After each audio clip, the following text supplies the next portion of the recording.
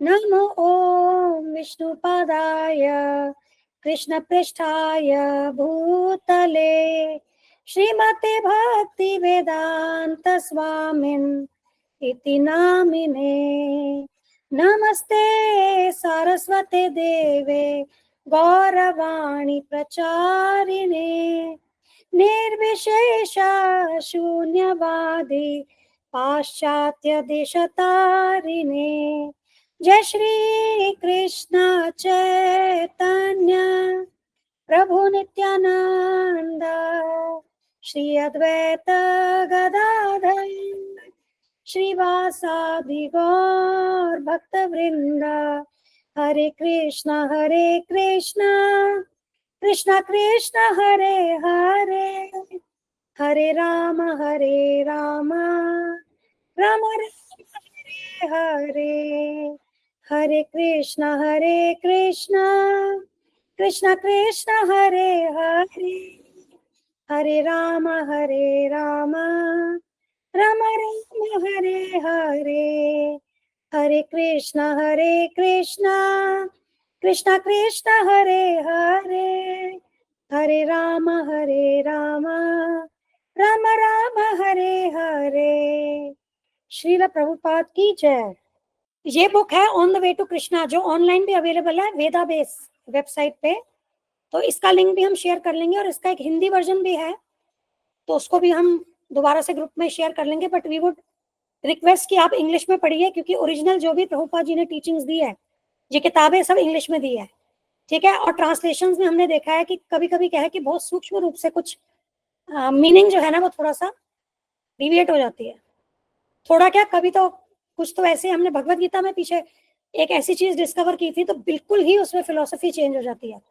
तो हम इसीलिए रिक्वेस्ट, हालांकि हम जब क्लासेस करते हैं तो इसमें हम हिंदी का थोड़ा सा सपोर्ट लेते हैं, ठीक है, लेकिन हमें प्राइमरीली जो पढ़ना है वो यही पढ़ना है, इंग्लिश ही पढ़ना है, ठीक है, ये ध्यान कीजिएगा। तो अब इसमें हम 2 चैप्टर्स जो है हम कंप्लीट कर चुके हैं। अब हम क्या कर रहे हैं कि इन चैप्टर्स में क्या अलग अलग श्लोकास वो प्रभुपाद जी ने कोट किए हैं, तो हम क्या करते हैं कि जैसे जैसे जिस चैप्टर में श्लोक आते हैं ना, हम उनको भी गहराई से पढ़ लेते हैं, क्योंकि अभी एक अपॉर्चुनिटी है कि जो यहाँ पर श्लोक आ रहे हैं तो अपने आप पे टोटलिटी में हम उस चैप्टर को क्या पूरा अच्छे से पढ़ लें कंप्लीट, ठीक है। इसीलिए हम श्लोक को भी क्या है और गहराई से हम एडवांस में उसको पढ़ रहे हैं। और अगर आपको श्लोका का भी आप अगर जानना चाहते हैं तो एक हमारी प्लेलिस्ट है जिसमें हमने चैप्टर 1 को हमने एक्सप्लेन किया है, ठीक है। चैप्टर 1 के अभी कुछ श्लोकास ही बचे हैं, तो वो प्लेलिस्ट भी आप सुन सकते हैं अगर आप step by step. But still we would request उसको सुनने से पहले पहले क्या है, जो भगवत गीता का इंट्रोडक्टरी कोर्स है ना गुरुजी का 13 आवर्स, कम से कम 5-6 बार वो सुनिए, कम से कम 5-6 बार। अब मैं अपना पर्सनली बताऊं, मैं मोर देन 50-60 टाइम्स में सुन चुकी हूँ उसी कोर्स को बार बार, क्योंकि शास्त्र जो होते हैं ना वो चेतन होते हैं। आप जितनी बार सुनेंगे उतनी बार हमारी शुद्धि होती है और उतनी बार आपको क्या है कि नवीनता उसमें दिखती है, आपको नई नई चीजें रिवील होती है, क्योंकि हमारे हृदय में परमात्मा बैठे हैं, वो हमें हमारी शुद्धि जितनी होती है तो उस हिसाब से क्या होता है, हमारा उतनी शरणागति होती है परमात्मा के प्रति।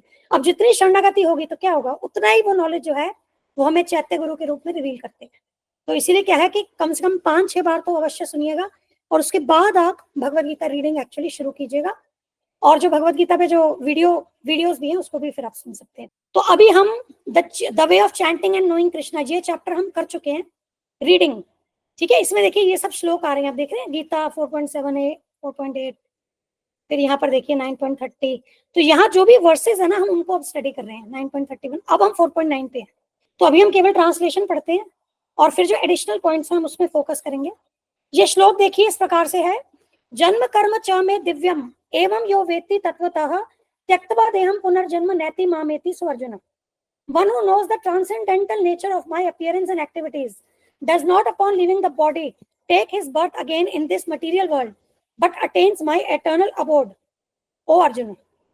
तो यहाँ भगवान श्री कृष्ण अर्जुन जी को कह रहे हैं, हे अर्जुन, जो मेरे आविर्भाव तथा कर्मों की, आविर्भाव मतलब प्राकट्य, ठीक है, जो मेरे आविर्भाव तथा कर्मों की दिव्य प्रकृति को जानता है, वह इस शरीर को छोड़ने पर इस भौतिक संसार में पुनः जन्म नहीं लेता, अपितु मेरे सनातन धाम को प्राप्त होता है, ठीक है।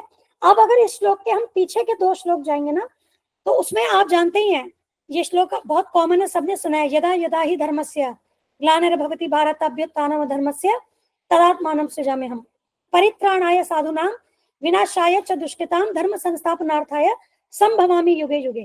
तो इसके जो पिछले श्लोक है 4.7 4.8 उसमें भगवान श्री कृष्ण अपना यहाँ पर भौतिक जगत में प्राकट्य का कारण बता रहे हैं कि वे यहाँ पर क्यों अवतरित होते हैं।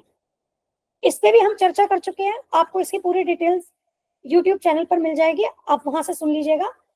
तो बेसिकली क्या है कि जब भगवान श्री कृष्ण अपना प्रयोजन जो है यहाँ आने का वे बताते हैं, तो उसके बाद वे अपना जो प्राकट्य है और जो कार्यकलाप है जो यहाँ पर पृथ्वी पर प्रकट होने के बाद जो भगवान यहाँ पर कार्यकलाप करते हैं या जिस प्रकार से भगवान श्री कृष्ण पृथ्वी पर प्रकट होते हैं, अब उसके विषय में बता रही है कि ये जो दोनों बातें हैं ना, ये दोनों एस्पेक्ट्स जो हैं भगवान से रिलेटेड, ये दिव्य है। ये साधारण जीवों की तरह भगवान का जन्म, भगवान श्री कृष्ण का जन्म और भगवान श्री कृष्ण के कार्यकलाप सामान्य जीवों की तरह, सामान्य भौतिक जीवों की तरह नहीं है। ठीक है, तो अब सबसे पहला जो इसमें पॉइंट आता है वो क्या आ रहा है, मेरे जन्म तथा कर्म दिव्य है ना। तो यहां पर हमें क्या समझना है कि भगवान का जन्म जो है वह प्रकृति के अधीन होकर के नहीं होता जैसा कि हम जीवों का। ठीक है, तो हम लोग जो साधारण जो जीव हैं, हम कैसे यहाँ पर भौतिक जगत में आते हैं, हम प्रकृति के सुपरविजन में हम यहाँ पर बाध्य कर दिए जाते हैं उस विशेष योनि में जन्म लेने के जिसके अनुसार हमने पिछले जन्म में कार्य किए। ठीक है, अब ये भी एक धारणा है, और बड़े बड़े लोग जो हैं ज्ञाता, वे भी आप देखेंगे वे ऐसा कहते हैं कि एक बार आपने मनुष्य योनि प्राप्त कर ली तो आप नीचे नहीं गिरेंगे, क्योंकि मनुष्य योनि तो हाईएस्ट है। तो आपने एवोल्यूशन का जो प्रोसेस है ना वो आपने कंप्लीट कर दिया, अब आप एकदम टॉप मोस्ट पोजीशन पे हो, अब आप नीचे नहीं कभी गिरोगे। ठीक है, लेकिन ऐसा वास्तव में क्या है कि ये फैक्ट नहीं है। अगर हम मनुष्य योनि में हम कोई ऐसे कार्य करेंगे जिससे कि जो कि पशु के समान कार्य होंगे, तो हमें अगले जन्म में उसी पशु योनि में जन्म मिलेगा जिस चेतना में हमने उस स्पेसिफिक पशु योनि के अनुसार कार्य किया है।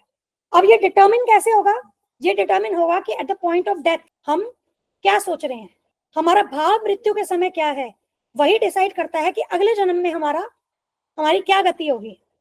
और यदि हमने पशुवत कार्य किए हैं जीवन भर तो क्या होगा, हम मृत्यु के समय भी क्या करेंगे, हम वही कार्य, तो वही चीजें तो सोचेंगे ना जो जीवन भर किया है। कई लोग ऐसा सोचते हैं कि आप केवल क्या है कि रोज सुबह एक बार 5 मिनट केवल भगवान का नाम जप लें, भगवान को याद कर लें तो भगवान आपके साथ है। ठीक है, भगवान हमारे साथ है, ये बात बिल्कुल सही है, भगवान सदैव हमारे साथ है, वे हृदय में परमात्मा रूप में वे हमारे हृदय में सदैव विराजमान है, चाहे हम जिस भी योनि में जन्म लेते हैं।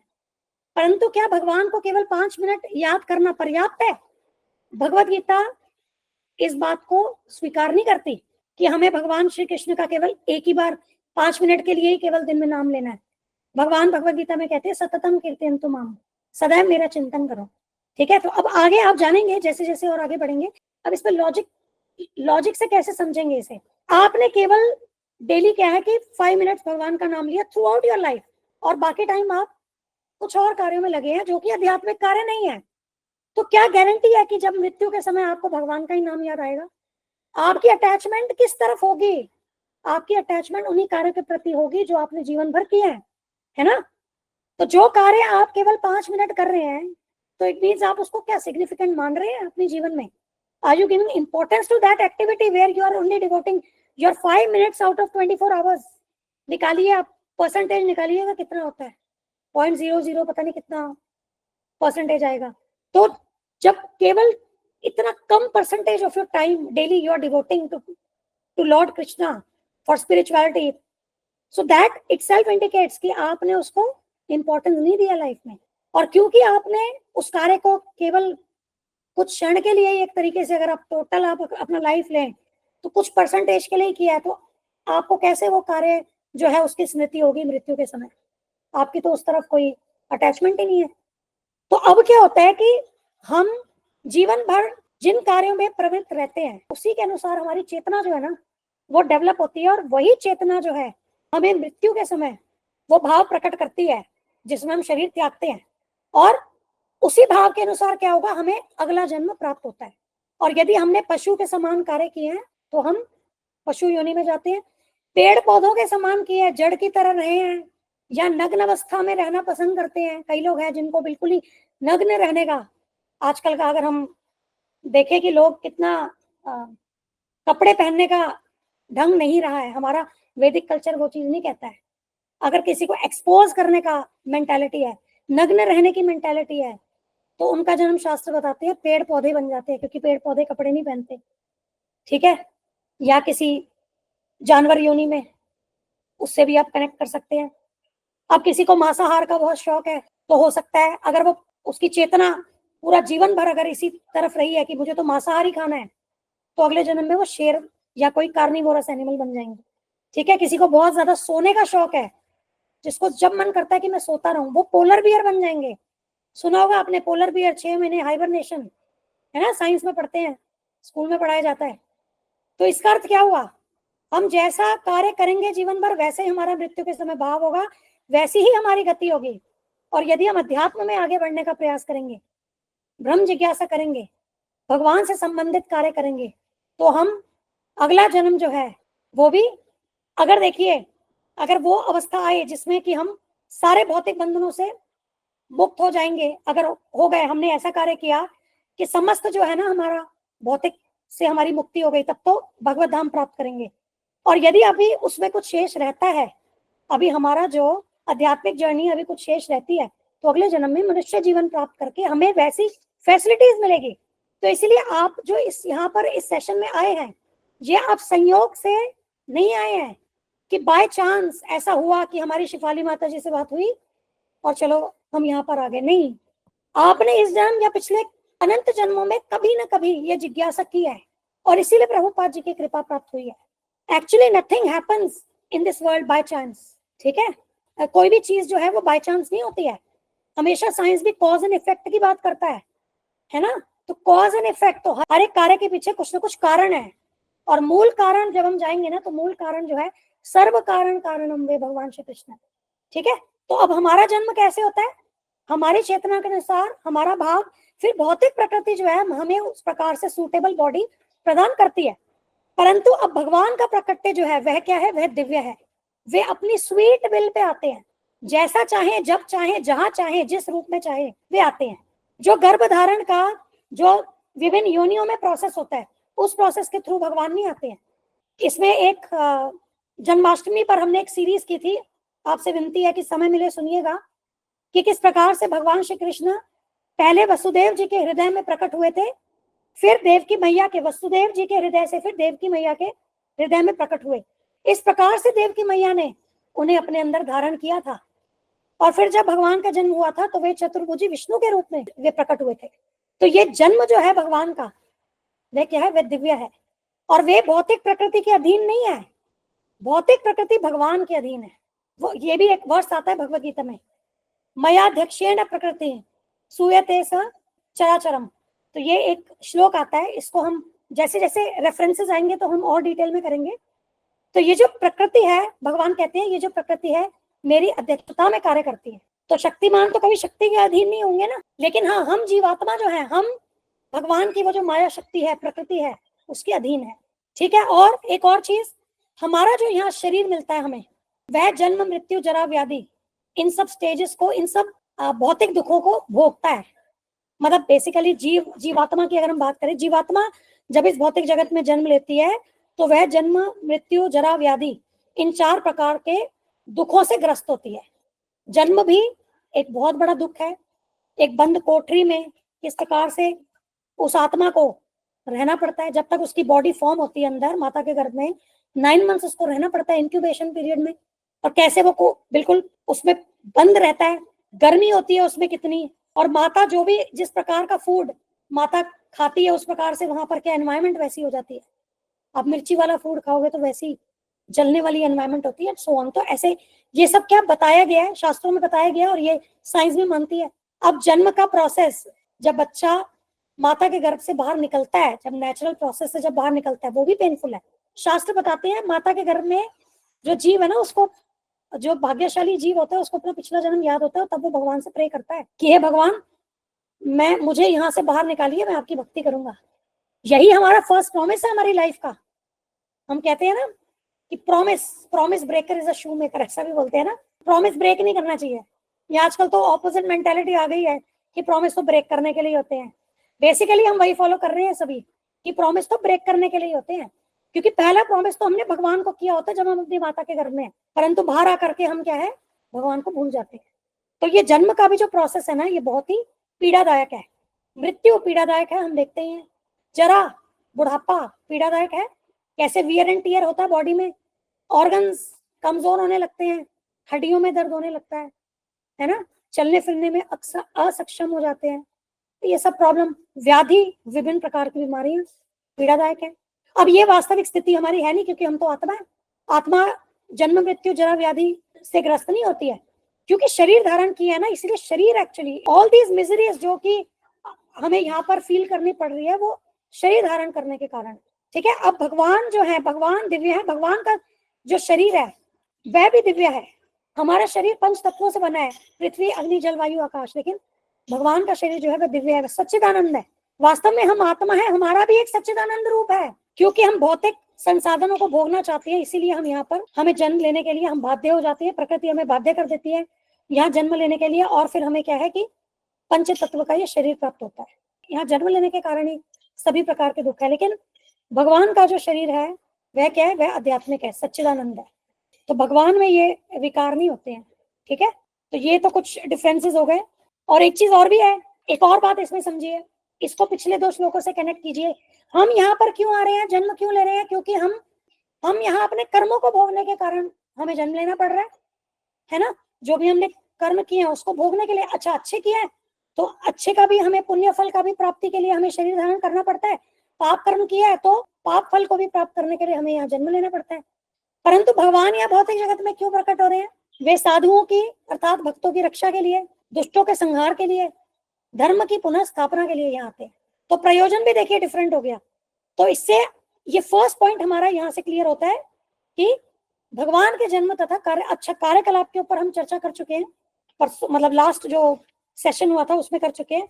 फिर भी शॉर्ट में हम थोड़ा सा बात करते हैं कि जैसे जब भगवान केवल 7 वर्ष के थे तो उन्होंने 7 दिन तक गोवर्धन पर्वत को अपनी छोटी अंगुली पर पकड़ करके रखा था, है ना। और जो बिल्कुल जो बाढ़ वाली परिस्थिति इंद्रदेव जी ने वहां कर दी थी ब्रज में, तो वहां ब्रजवासियों को भगवान श्री कृष्ण ने रक्षा की थी। अब जब वो 6 दिन के थे तो उन्होंने पूतना जैसी इतनी विशाल राक्षसी उसका वध कर दिया था, है ना। और इसके अलावा और भी आप कृष्ण लीला जानते हैं, आप देखिए कैसे कैसे भगवान ने लीलाएं की है, जो कि इतने सारे जो असुरों को भगवान ने बाल रूप में, शिशु रूप में, केवल हंसते खेलते ही उनका उद्धार कर दिया भगवान ने। अब वो कोई साधारण जीव नहीं कर सकता, है ना। चाहे वो कालिया का उद्धार हो, चाहे वो तृणावर्त का उद्धार हो, शक्तासुर, अघासुर, तो क्या है कि भगवान के जो ये सब कार्यकलाप है ये क्या है, ये दिव्य है, और ये साधारण जीव ऐसे कार्य नहीं कर सकते। अब आगे क्या कह रही है यहाँ पर, जन्म कर्म च में दिव्यम, ये हो गया। अब एवं यो वेति तत्वतः, जो व्यक्ति इस बात को तत्व रूप से जान लेता है कि भगवान के जन्म तथा कार्यकलाप दिव्य है। तत्व का मतलब होता है इन ट्रुथ, ठीक है, इन ट्रुथ। और भगवत गीता के 18 चैप्टर के 55 वर्स में भगवान कहते हैं, भक्त्या माम अभिजानाति, केवल भक्त ही मुझे तत्व रूप से जान सकता है। ठीक है, तो इसका मतलब क्या हुआ, यदि हमें भगवान को तत्व रूप से जानना है तो हमें एक भक्त की ही शरणागति लेनी होगी। तभी आज के, अगर हम परिप्रेक्ष्य में बात करें, आज के युग में अगर हम देखें तो केवल प्रभुपाद जी की जो ट्रांसलेशन है ना भगवत गीता में, वो मोस्ट ऑथेंटिक है ट्रांसलेशन, जो कि एक भक्त के द्वारा, क्योंकि प्रभुपाद जी भगवान श्री कृष्ण के शुद्ध भक्त है। तो हमारी इसलिए सारी जो यहाँ पर डिस्कशंस होंगी वो प्रभुपाद जी के टीचिंग्स पर आधारित होगी। तो हमें शरणागति किनकी लेनी होगी, कृष्ण भक्त की शरणागति लेनी होगी। इसका अर्थ क्या हुआ, प्राइमरी क्वालिफिकेशन फॉर गुरु क्या होनी चाहिए, primary qualification of a Guru is that he must be a Krishna भक्त, क्योंकि भगवान श्री कृष्ण भगवत गीता में कह रहे हैं, भक्त्या माम अभिजानाति, केवल मुझे भक्त ही तत्व रूप से जान सकता है। तो जब हम अपने बच्चों को किसी स्कूल में या कॉलेज में एडमिशन दिलवाते हैं तो हम क्या देखते हैं, वो रिकॉग्नाइज्ड है कि नहीं, हम देखते हैं ना, गवर्नमेंट ने रिकॉग्नाइज किया है कि नहीं, देखते हैं कि नहीं देखते हैं, या ऐसी किसी में भी डाल देते हैं, उसमें टीचर्स कैसे हैं, या वहां पर जो भी एडमिनिस्ट्रेशन है, फैसिलिटीज है, इंफ्रास्ट्रक्चर सपोर्ट है, ये सब कैसा है, ये देखते हैं ना, ये सारी चीजों को। उसके बाद ही हम डिसीजन लेते हैं कि हाँ यहाँ सब कुछ सही है और हम अपने बच्चों को एडमिशन करवा सकते हैं। तो यही चीज क्या है, अध्यात्म में अप्लाई करना भी बहुत जरूरी है। जब स्कूल कॉलेज के एडमिशन की बात करते हैं तो हमें वरी होती है कि भाई फ्यूचर इसके ऊपर पूरा आधारित है। वहां पर तो इसी जन्म के फ्यूचर की बात हो रही है एक तरीके से, जब हम भौतिक दृष्टि से देखते हैं। अब आप इसको आध्यात्मिक रूप से देखिए, आपने इवेल्युएट नहीं किया, आपने कहीं से भी जाकर के आप ज्ञान ले लिया, तो क्या होगा, यहाँ तो जन्म जन्मांतर खराब हो जाएंगे, है ना। अब कृष्ण भगवान भगवद गीता में कहते हैं कि भाई मैं पूर्ण पुरुषोत्तम भगवान हूँ। अब कुछ ऐसे लोग भी हैं, सो कॉल्ड लर्नड स्कॉलर्स, वो कहते हैं, वो कृष्ण भगवान को भगवान के रूप में नहीं मानते। वे कहते कृष्ण भगवान के अंदर कोई निराकार आ गए थे, उन्होंने ये पूरा ज्ञान दिया है। कृष्ण भगवान तो केवल एक महापुरुष थे। कर दिया ना सारा फिलोसफी गलत। अगर ऐसे व्यक्ति के पास जाकर के भगवद गीता सुनेंगे, जो उनका टीका पढ़ेंगे, मान लो उन्होंने, क्योंकि आपको बहुत सारी कमेंट्रीज मिलेगी आज की डेट में। अब भगवान कहते हैं कि केवल भक्ति जान सकता है, आप कमेंट्री ले रहे हो कि भाई कोई भौतिक रूप से बड़ा संपन्न व्यक्ति है उसकी ले ली, कोई भौतिक रूप से बड़ा ही ज्ञानी है, कोई साइंटिस्ट है उसकी ले ली, ठीक है, कोई योगी आपने उसकी किताब ले ली, या कोई भौतिकवादी है उसकी किताब ले ली, उसने जो कमेंट्री लिखी है वो कमेंट्री उसकी ले ली। क्या हो रहा है, भगवान तो कह रहे भक्त जानता है मुझे, हमने उठा ली अभक्तों की जो भक्त नहीं है। तो क्या वो हमें भगवद गीता का तत्व रूप से ज्ञान देंगे? क्या हम भगवान श्री कृष्ण का जन्म और कर्म जो दिव्य है उसे समझ पाएंगे? नहीं समझ पाएंगे। So we have to be very careful from where we are taking this knowledge. और ऐसा भी नहीं होना चाहिए कि मुझे तो सबका अच्छा लगता है, मैंने यहाँ सुना जो अच्छा लगा ले लिया, यहाँ सुना अच्छा लगा ले लिया, यहाँ सुना अच्छा लगा ले लिया।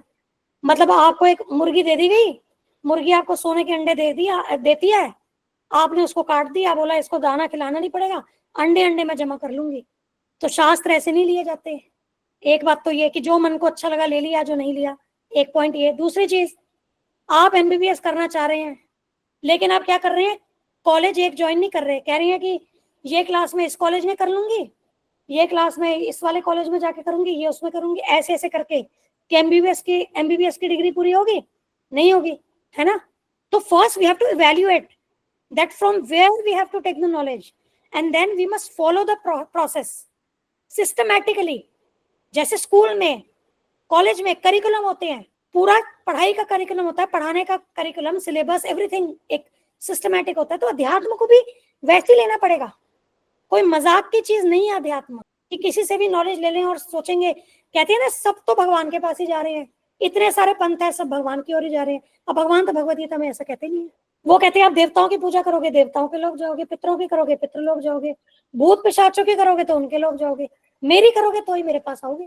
तो कैसे हो गया कि सारे पाथ एक ही तरफ जा रहे हैं? तो we have to be very careful. समझदारी से हमें क्या है, हमें डिटर्मिन करना, हमें इवेल्युएट करना होगा from where we have to take.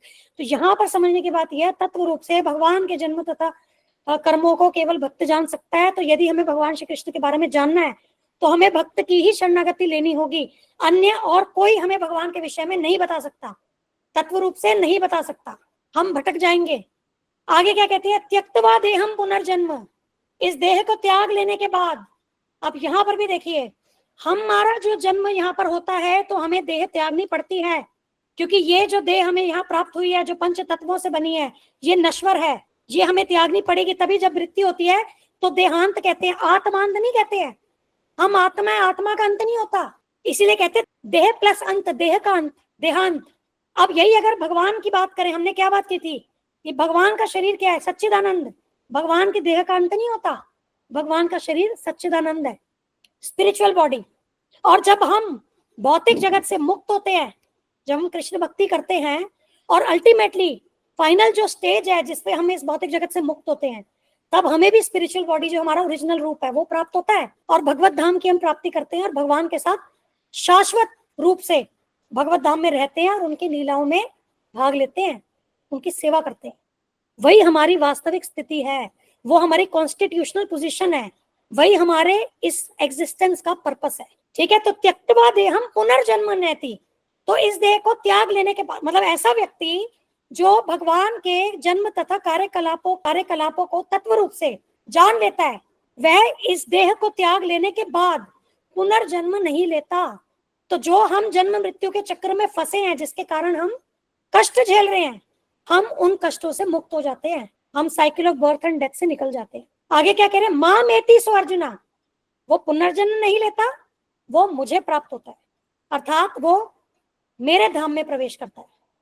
ठीक है, तो यहां देखिए, यदि पुनर्जन्म अगर होगा आत्मा का, तो पुनः क्या है, इस भौतिक जगत में उसको कोई ना कोई शरीर धारण करना पड़ेगा। अब यहाँ पर जो शरीर मिलता है वो क्या है, पंच तत्वों का शरीर है। अब फिर से क्या है, वो शरीर त्यागना पड़ेगा, पुनः फिर एक शरीर धारण करना पड़ेगा, फिर पुनः त्यागना पड़ेगा, ऐसे पूरी साइकिल चलेगी। लेकिन मां मेति सो अर्जुना, जब भगवान के धाम को प्राप्त करेगा तो क्या होगा, उसे आध्यात्मिक शरीर प्राप्त होगा। और आध्यात्मिक शरीर जो होता है वो भी क्या होता है, सच्चिदानंद। जैसे भगवान का शरीर सच्चिदानंद है, वैसे ही आत्मा का जो वास्तविक जो स्पिरिचुअल बॉडी आध्यात्मिक शरीर है वो भी सच्चिदानंद है। ठीक है, फिर जन्म मृत्यु के चक्र से, क्योंकि अब उसको लॉजिक अप्लाई करो कि अब जो चीज सच्चिदानंद है, मतलब सत प्लस चित प्लस आनंद। सत मतलब एटर्नल, शाश्वत, जो था है और रहेगा। चित मतलब ऑल नॉलेजेबल, और आनंद ब्लिसफुल, आनंद की अवस्था। ठीक है, तो अब लॉजिकली ये देखो कि जब हमें आध्यात्मिक शरीर प्राप्त हो गया तो वो सनातन है, इसका मतलब उसका कभी विनाश नहीं होता, इसका मतलब हमें कभी भी उसको त्यागना नहीं होगा। एक बार हमें मिल गया, जब हम मुक्त हो गए यहाँ से, हम अपने मूल रूप में आ गए, तो वापस हमें वो त्याग करके हमें पुनः इस भौतिक जगत में लौट कर नहीं आना पड़ता।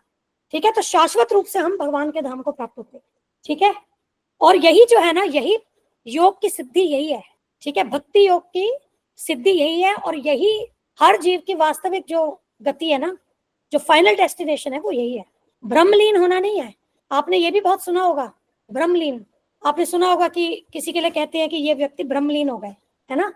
तो वो ब्रह्मलीन अवस्था भी क्या होती है, वो एक टेम्पररी अवस्था है, वो हमारी शाश्वत अवस्था नहीं है। जो ब्रह्म ज्योति होती है वो भगवान की अंग कांति होती है। उसी प्रकार से जैसे कोई भी एक प्रकाश देने वाली वस्तु है, जैसे सूर्य का प्रकाश, सूर्य सोर्स है, और ये प्रकाश जो है वो सूर्य से ही निकल के आ रहा है। वैसे ही क्या है, भगवान का जो आध्यात्मिक शरीर है, सच्चिदानंद शरीर, वो सोर्स है। उस सोर्स से क्या है, कांति निकल रही है, मतलब चमक निकल रही है, एफल्जेंस बोलते हैं इंग्लिश में। ठीक है, रोशनी, तो उसको कहते हैं ब्रह्म ज्योति। और सारी वस्तु, सारी चीजें जो है ना, एवरीथिंग इज प्रेजेंट इन दी ब्रह्म ज्योति, सब कुछ ब्रह्म ज्योति में है। इनफैक्ट जो हमारा ये ब्रह्मांड है ना, ये भी ब्रह्म ज्योति में ही है, परंतु ब्रह्मांड के ऊपर क्या है, कवरिंग्स है। उसके कारण क्या है, वो ब्रह्म ज्योति जो है वो वहां वो कवरिंग पे आकर के रुक जाती है। और इन जो ब्रह्मांडों में हमें सूर्य, चंद्रमा, बिजली और अग्नि की आवश्यकता होती है रोशनी के लिए। तो ये तो हो गया, ये भौतिक ब्रह्मांडों की बात हो गई। कुछ इससे रिलेटेड वीडियोस है, मैं लिंक्स भेज दूंगी, सुनिएगा सब। अब यही अगर आध्यात्मिक लोकों की बात करें, आध्यात्मिक लोक भी होते हैं। ठीक है, ये समझिए, भगवान का धाम है। आज हम यहाँ बैठे बैठे कोई हमें बोले अमेरिका है, तो हम मानते हैं ना वो चीज, क्योंकि हमने टीवी में देखते हैं, कितनी किताबें हैं बताने के लिए। तो उसी प्रकार से आध्यात्मिक धाम भी है, शास्त्रों के थ्रू और गुरु परंपरा के थ्रू हमें ये नॉलेज मिलती है। तो वी मस्ट अंडरस्टैंड कि ये भी जो बता रहे, ये जो है ये फैक्ट है कि भगवान का धाम है, इस भौतिक जगत से परे स्पिरिचुअल स्काई है, आध्यात्मिक जगत है। अब आध्यात्मिक जगत में कवरिंग नहीं होती है, तो इसलिए वो सेल्फ एफल्जेंट होते हैं वो प्लैनेट्स। वो ब्रह्म ज्योति में सब है, आप समझे, भौतिक जगत में ब्रह्म ज्योति में, आध्यात्मिक जगत में ब्रह्म ज्योति में, परंतु वहां पर क्या कवरिंग नहीं है, तो वो सेल्फ एफल्जेंट है, वो हमेशा रोशनी में रहते हैं। लेकिन यहाँ पर क्योंकि भौतिक जगत के बाहर क्या आउटर में कवरिंग होती है।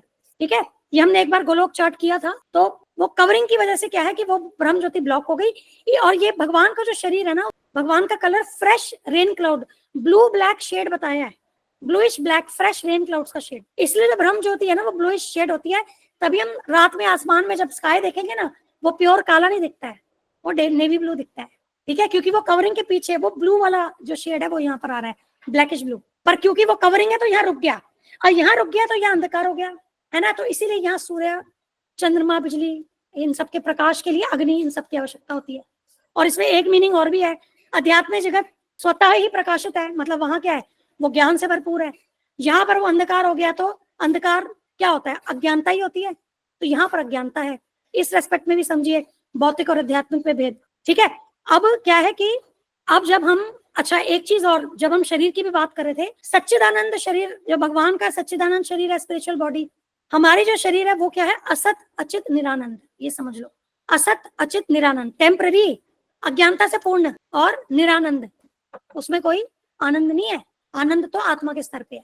एक ये पॉइंट पीछे रह गया था डिफरेंशिएशन का बॉडी का। ठीक है, ये समझ लो। अब ब्रह्म ज्योति क्या होती है, भगवान की अंग कांति होती है। तो अब जो ज्ञान योगी होते हैं ना, बेसिकली ज्ञान योगी, और इनफैक्ट जो ध्यान योग वाले प्रोसेस भी फॉलो करते हैं, जनरली जब ये लोग जब मुक्त होते हैं ना, जब लिबरेट होते हैं तो ये ब्रह्म ज्योति की अवस्था, ब्रह्म ज्योति प्राप्त करते हैं।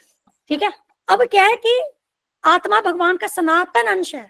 सनातन अंश, इसका मतलब क्या है, जैसे भगवान थे हैं और रहेंगे वैसे ही आत्मा भी थी है और रहेगी, है ना, उसका अस्तित्व रहेगा इसका मतलब।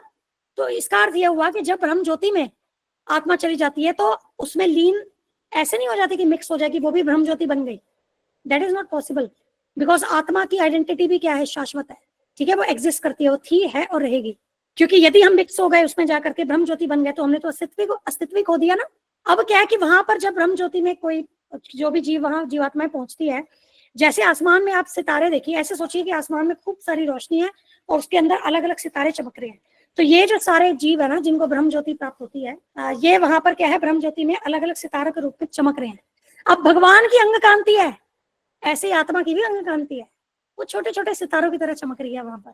समझे, जो गुण भगवान में है वो गुण यहाँ हम में भी है, आत्मा में भी है, लेकिन वो बहुत ही नेग्लिजिबल, बहुत बहुत कम परसेंटेज में है ना, वो पूर्ण रूप से मैनिफेस्टेड नहीं होगा, पूर्ण रूप से भगवान में होगा वो मैनिफेस्टेड। तो जो ब्रह्म ज्योति को प्राप्त करते हैं वे वहां पर अलग अलग सितारों के रूप में स्थित रहते हैं। अब आत्मा जो है वो सक्रिय होती है, निष्क्रिय तो है नहीं। अब हम अपना ही एग्जाम्पल, हमें कहीं बोल दे कि आप यहाँ पर बैठे रहो बस 10 घंटे तक, हम बैठ ही नहीं सकते ना, 1 घंटा भी नहीं बैठ पाएंगे, क्योंकि निष्क्रिय होना हमारी अवस्था नहीं है। अब ब्रह्म ज्योति में लीन होकर के, सो कॉल लीन होकर के, लीन नहीं हुए मतलब वहां स्थित हो गए, अब वो अवस्था तो हमारी नेचुरल है नहीं, स्वाभाविक है नहीं, निष्क्रियता हमारा स्वभाव है नहीं। तो ऐसी आत्माएं हो सकता है कई हजारों वर्षों तक, करोड़ों वर्षों तक वहां पड़ी रहे, वहां स्थित रहे, पर पुनः वो भौतिक जगत में गिरती है, पुनः यहाँ आकर के जन्म लेती है। और शास्त्र बताते हैं कि ऐसे लोग यहाँ आकर के बड़े बड़े सोशल सर्विस करने वाले लोग बनते हैं, सोशल वर्कर्स, बड़े बड़े सोशल वर्कर्स बनते हैं। ठीक है, और अब क्योंकि उन्होंने भक्ति नहीं की, उन्होंने ज्ञान योग और ध्यान योग का पालन करके उन्होंने बेसिकली क्या है कि भक्ति योग तक वो नहीं गए हैं, तो इसीलिए यहाँ पर वो शरीर और शरीर से संबंधित कार्यों में ही फंस करके इस भौतिक जगत में रह जाते हैं। तो ब्रह्मलीन होना हमारी स्वाभाविक अवस्था या फाइनल चरम अवस्था नहीं है, हाईएस्ट अवस्था नहीं है। हाईएस्ट अवस्था है जब हम इस भौतिक शरीर को त्याग करके आध्यात्मिक शरीर धारण करते हैं, जो हमारा वास्तविक स्वरूप है। क्योंकि हर भगवान श्री कृष्ण का हर एक जीव के साथ एक स्पेसिफिक रिलेशनशिप है आध्यात्मिक जगत में। ठीक है, किसी का रिलेशनशिप फ्रेंड के रूप में है, किसी का गोपी के रूप में है, किसी का एक छोटी गोपी मंजरी के रूप में है, ठीक है, कोई वरिष्ठ गोपी के रूप में है, कोई बाल ग्वाल के रूप में है। हमारे सबके क्या कोई ना कोई संबंध है भगवान के साथ। जैसे जैसे हम भक्ति में आगे बढ़ते हैं तो वो हमारे पास हमें स्वतः प्रकट होता है कि हमारा भगवान के साथ क्या संबंध है, और उसी संबंध के अनुसार जो हमारा रूप है, आध्यात्मिक रूप, वो हमें आध्यात्मिक शरीर प्राप्त होता है, और फिर हम भगवान के धाम में स्थित होते हैं, और फिर वहां से पुनः कभी भी हम लौट कर नहीं आते। और यही जो अवस्था है भगवान के धाम, भगवत प्राप्ति, भगवान के धाम को प्राप्त करने की, यही वास्तव में हमारी जो चरम पूर्ण सिद्धि की अवस्था है। ठीक है, तो I hope it is clear. आज हम यही क्लोज करते हैं। अब किसी का क्वेश्चन है तो प्लीज बताइए। हरे कृष्णा माता जी। हरे कृष्णा, धन्यवाद। हरे कृष्णा माता जी, धन्यवाद, प्रणाम, जय श्री प्रभुपाद। थैंक यू माता जी। हरे कृष्णा, हरे कृष्णा। थैंक यू, हरि बोल।